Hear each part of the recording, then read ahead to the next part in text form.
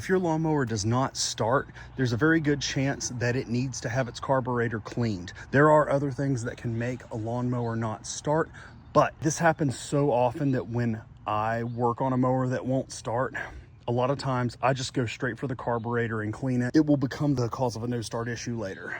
When you work on an engine, you want to disconnect your spark plug, and that's because it is hypothetically possible, come on, for the engine to accidentally fire off and start up. The odds of that happening are infinitesimally small, but the odds are not zero, and you don't want to be one of the ones in the minority on that, because those blades can really hurt you. You'll probably notice as the video goes on, I didn't actually do that when I did this job. I've never had an issue with it, but like I say, you don't want to be the exception to that rule. So disconnect your spark plug. Carburetors come in different shapes and sizes, but they almost always have the same basic elements. These both have inlets for fuel, main carburetor bodies, bowls, and inside the bowls there are floats, needle valves, and jets, and those are what you need to clean when you clean a carburetor. To open the carburetor up, you could have what's known as a banjo bolt, which is what this is here on this Honda, and you pull that off and the bowl comes off. You could also have a similar thing but with a solenoid for a fuel shutoff valve, or you could have screws or bolts on the sides. Right now, a lot of the small engines that need attention are these Briggs and Stratton single cylinders that go on push mowers or walk behinds. And that's because they tend to be the least maintained, but they're actually pretty easy to pull the carb on and fix. First thing you have to do is pull the blower housing up here on the top. And as you can see, there are 3 bolts here, and those same 3 bolts are also here, but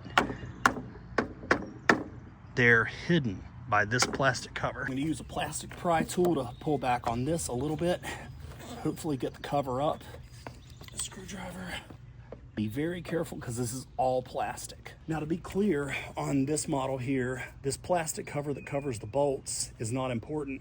This part here is, but you can see the bolt there. This is just a cover.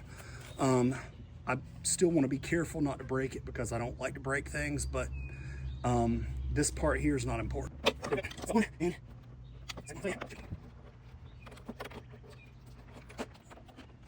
And look at that. There are blower housing bolts here, here, and here.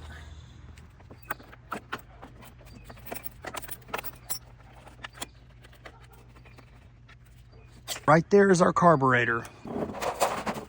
Now for the air box and air filter. So I'm going to pull on this tab on this engine, and there's my air. Oh, that looks. Yeah, I'll get to that later. Now I have 2 sets of bolts for this part here. I have one for the air box itself, which the bolts are here and here. And then I have 2 more that hold this to the carburetor, which are here and here.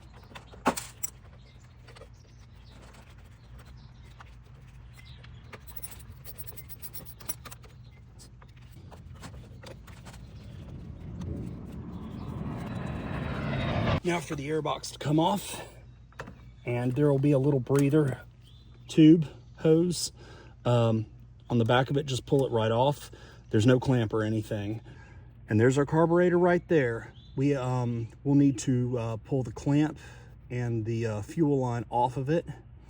And we've got a throttle linkage here.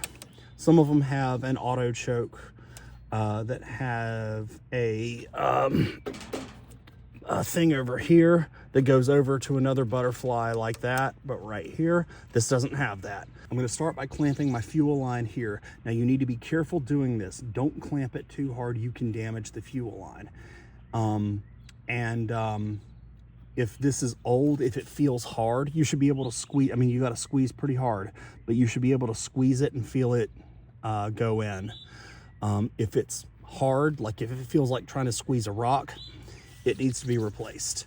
And there are a couple other signs it might need to be replaced, and I'll get to those in a minute. All right, so carefully, you can buy special clamp tools for this, but you can also use vice grips. You just have to be careful. So that Feels about right. Now to put a paper towel down under here, release this clamp and pull it off. It doesn't matter what you do, you will have fuel come out of here, or at least you should. So just be prepared to deal with it.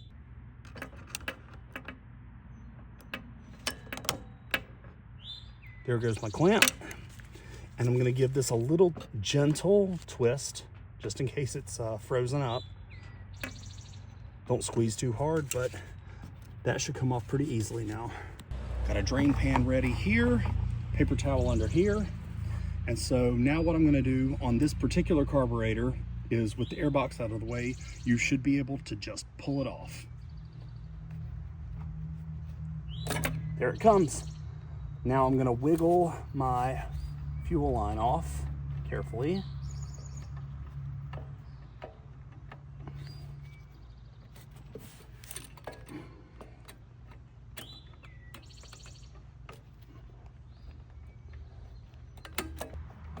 And now I've got my linkage here, which on this, you just turn the carb, oop, there comes the fuel, catch it, and it slides off.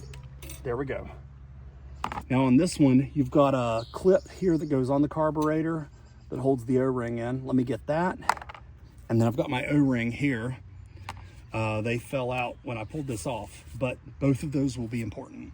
Now to clean the outside of the carburetor, you want as much dirt gone as possible, because when you go to pull the bowl off, you don't want dirt getting in there. That's what causes these things to malfunction or fail in the first place.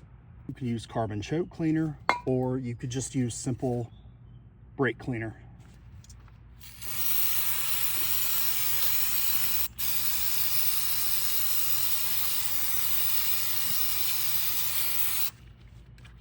Now I have my carburetor reasonably clean, so I'm gonna take a paper towel and lay it down on here and use that as a kind of clean surface to work on. On this carburetor, we have these two bolts here, and I'm gonna pull them out.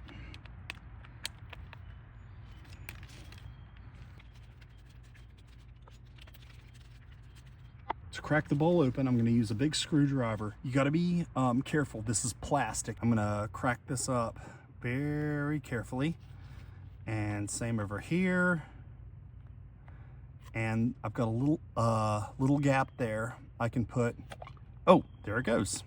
All right, and that's an open carburetor. Inside the carburetor, we're gonna have our float and a needle valve that it moves, and a jet here, and there are more up in there. We'll get to that in a second.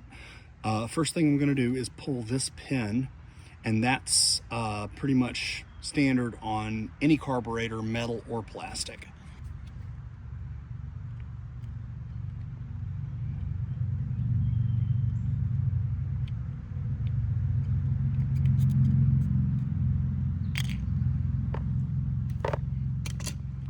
Now I'm gonna pull my float and needle valve, and my needle valve, oh, it fell out. What happens is this needle valve goes into here, and as this goes up and down, which are reversed because I've got it upside down, but as it goes up and down, this needle valve pushes into or pulls out of that little brass fitting there. As it fills up, it pushes the needle valve closed and no fuel comes in. When it needs more fuel, the float goes down, opens that valve, and fills the bowl. Now for my jets. On these plastic carburetors, the white part separates from the black part, and the easiest way to do that is use a screwdriver, but very carefully. So I'm gonna work this in here and be as gentle as I can. You don't wanna break this, it is plastic.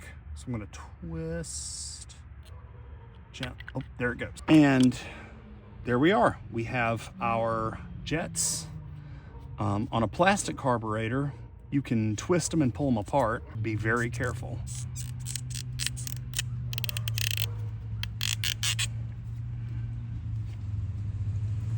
Now before I even start, I don't know if you can see it, but there's a bit of grass like stuck to this hole here.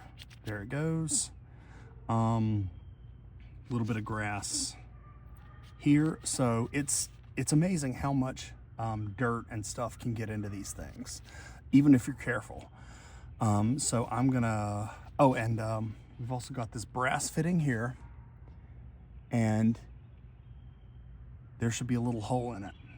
You should be able to either see a little bit of light through that or do the brake clean test. Let me show you that. I have my brake cleaner with a straw, and I'm gonna spray some into this fitting, and it should come out somewhere else.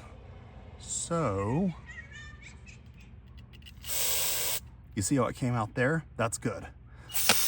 Now I'm gonna clean it best I can. We've got another little hole here. Make sure that's good. Now we're gonna take this. We've got a jet here. As you can see, we've got brake cleaner coming out somewhere else. That's good. Clean it up well. Clean our needle valve. Take our carburetor, and you can see a little brass fitting up in there for the needle valve. Clean that. You see how it shoots out the other side? That's good. Clean here as well. Be very careful not to get this in your eyes because that stings. Let me tell you. I'm gonna spray some into the fuel inlet.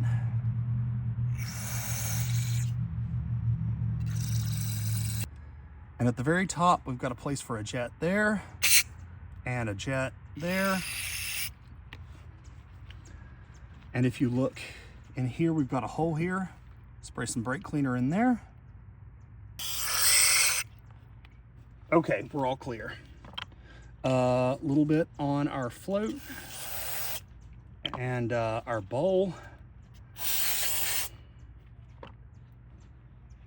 and our pin. All right, let's put this back together. On this plastic carburetor, the jet goes back like this. This goes over the middle part, and you can see a tab there for this. And work it down, it'll snap into place.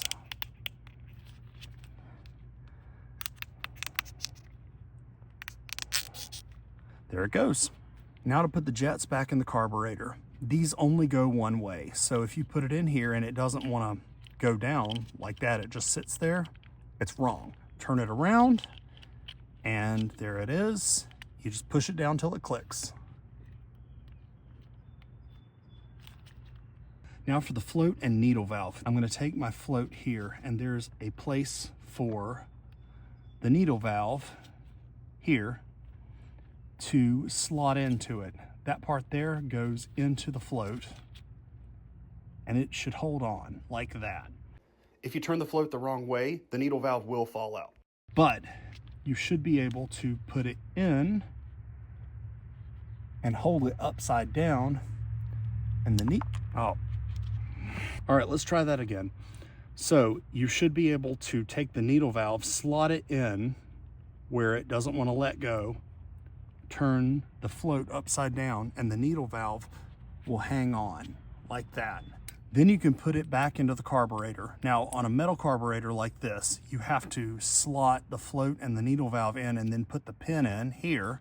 But on a plastic carburetor, you have these notches, so you can just press them in. Here we go. As you can see, I've still got my needle valve hanging on there. And if I shake it, it falls out. You gotta be careful. But I'm gonna put this back in to the float and hold it upside down. And you can see the needle valve holds on right there. Because this plastic carburetor has notches, I'm gonna go ahead and put the pin in, and then slot the whole thing in upside down, needle valve going into the hole. And then on this, I'm gonna take my fingers and lightly press until it clicks into place right up here. There we go. One thing I forgot to mention is if these jets are clogged, you can use a sewing needle to clean them out. Now for the bowl, I'm gonna make sure there's no stuff on the O-ring, and I'm gonna there again is a right way and a wrong way to do this. So if you look at this, the little indentation here, you can see that does not line up with where the pickup point for the carburetor is. If I turn it around, that will go over it perfectly. So I'm gonna put this on, wiggle it around a little bit, and it should just slot into place. There we go. Now for the bolts. I'm gonna put a bolt here and a bolt here and tighten them down. Once again, be very careful tightening these down. They don't need to be tight. They just need to be about as snug as you can get them with a nut driver.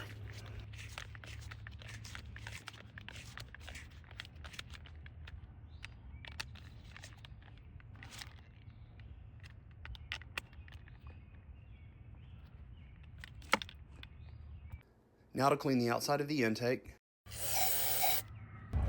On these plastic carburetors, you've got your side that goes to the airbox with this gasket here, and on the other side, you have a place for an O-ring and a little clip that holds it in place. Now I'm gonna put this in. Best practice is to lubricate it using a little bit of motor oil or some WD-40. I just happen to have some WD-40 sitting here, so that's what I'm gonna use. Now for the O-ring to go into the carburetor, and then the little plastic clip, which the notch, I believe, is supposed to face out, just goes in and clicks in like that. And then you should be able to reinstall the carburetor on the engine. Before I do that, I'm gonna pull my fuel line back a little bit and squeeze it nice and supple, no cracks. Now I'm gonna take my carburetor, and this one just has the one linkage, and I'm gonna put that back in to where it goes. Tilt it up, connect the fuel line, which should go right on, there it goes. And then push it back in. It'll slip right on the intake here and just pop into place. So, there we go.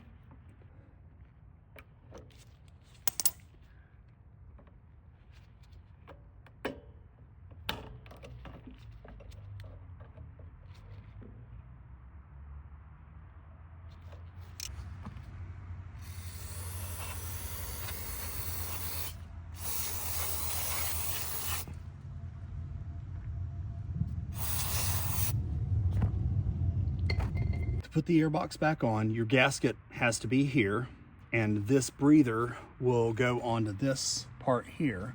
So I'm gonna put it back on, working the breather hose onto the airbox, and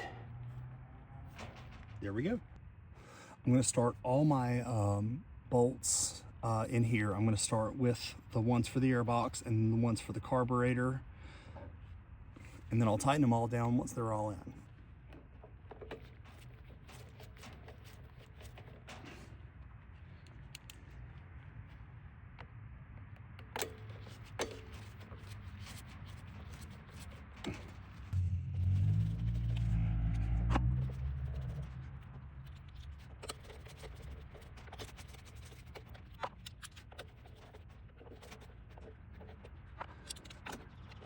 This air filter is going to need to be replaced, but for the moment, I'm just going to clean it off the best I can and put it back on, because you don't want to run an engine without an air filter.